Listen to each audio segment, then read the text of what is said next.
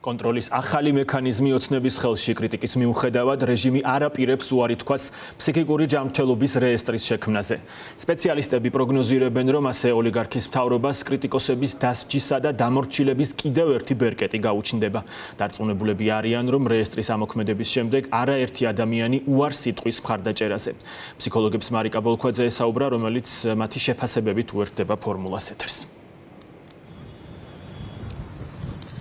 დიახლუკა რეჟიმი 1 მარტამდე აპირებს განსაკუთრებული კატეგორიის პერსონალური მონაცემების შეგროვებას, შემდეგ კი ბაზების შექმნას, რეესტრს ჯანდაცვის სამინისტრო შექმნის, ხოლო ბაზებზე წვდომა შემდგომში შინაგან საქმეთა სამინისტროს ექნება. მაყურებელს შევახსენებ, რომ ამ ბაზაში აღმოჩნდება ყველა ის ადამიანი, რომელსაც გარკვეული ტიპის ფსიქოლოგიური ჯანმრთელობის პრობლემები თუ გართულებები აწუხებთ, ან ადიქცია ალკოჰოლის თუ ნარკოტიკების მიმართ.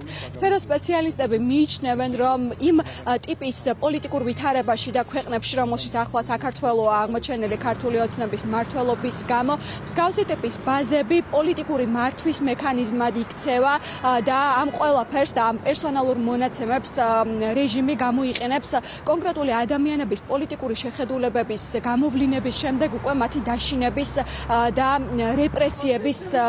რეპრესიებისთვის.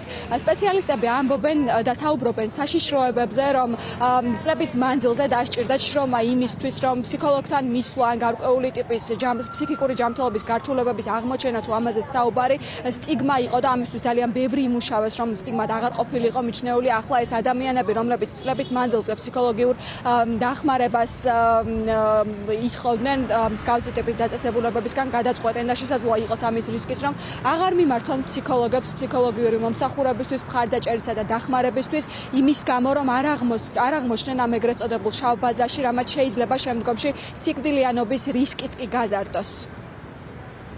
ბაზა არ წარმოადგენს იდეას, რომ ამ ადამიანების მკურნალობის პროცესი გაუმჯობესდეს, ან მათთვის რაიმე კარგი პროგრამები შემუშავდეს, არამედ წარმოადგენს იდეას დაშინების მოქალაქეების, რომ ვაიმე ამ ბაზაში არ მოხვდა და არ გავხდა კიდევ უფრო მოწყვლადი, წარმოადგენს გარკვეულ მექანიზმს, რომ ვინც დამჭირდება დავაშინო, ვინც დამჭირდება ვაშანტაჟო, მისი ფსიქიკური დიაგნოზით ან მისი მოწყვლადობით ამ საკითხთან დაკავშირებით და მე სისტემას მქონდეს ბევრად უფრო გამარტივებული ხერხები, რომ სრულად გავთიშო ადამიანების უფლებები, სრულად გავთიშო ადამიანების ინდივიდუალობა და ასე შემდეგ. ეგრეთ წოდებული ხელისუფლება ამ ეტაპზე არსებული ქართული ოცნება ძალიან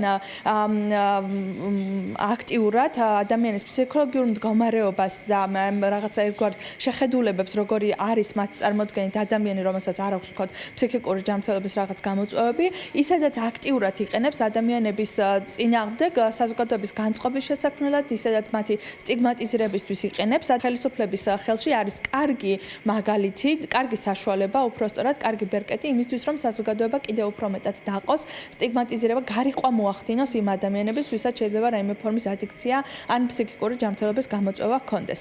ფიქრობთ, რომ ეს არის რაღაცნაირად მიბრუნება საბჭოთა ფსიქიატრიულ ტრადიციებთან, რომელიც ყოველთვის იყენებდა ამ სფეროს ადამიანების დისკრედიტაციისათვის, განსხვავებული აზრის დევნისათვის. უნდა მივიჩნიოთ, რომ ეს არის უკვე ნიშანი დიქტატურის გაფორმების.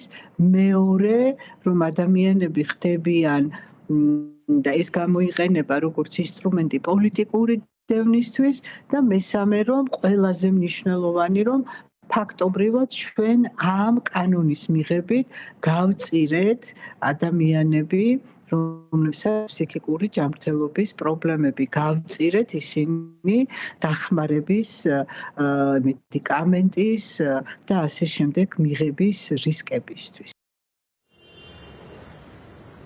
აღსანიშნავია ისიც, რომ აღნიშნული კანონპროექტი ქართულმა ოცნებამ კანონად ისე აქცია, რომ მისი შემუშავების პროცესში არც ერთ ექსპერტს თუ სფეროს სპეციალისტს მონაწილეობა არ მიუღია. აგრეთვე ქართული ოცნების რეჟიმს კანონპროექტის შემუშავებისას არ გაუვლია კონსულტაცია არც ერთ საერთაშორისო ორგანიზაციასთან, რომელიც ამ თემებთან დაკავშირებით მუშაობს და კვლევებს ატარებს. მაყურებელს შევახსენებთ, რომ ამ ბაზებში შეტანილი ინფორმაცია სამუდამოა. იმ შემთხვევაში, თუ ერთხელ მოხვდება ადამიანის პირადი მონაცემი ამ ბაზაში, ის აღარ ამოიშლება, რაც ქმნის იმის რისკს, რომ შეიზღუდება ადამიანების და მოქალაქეების ფუნდამენტური უფლებები.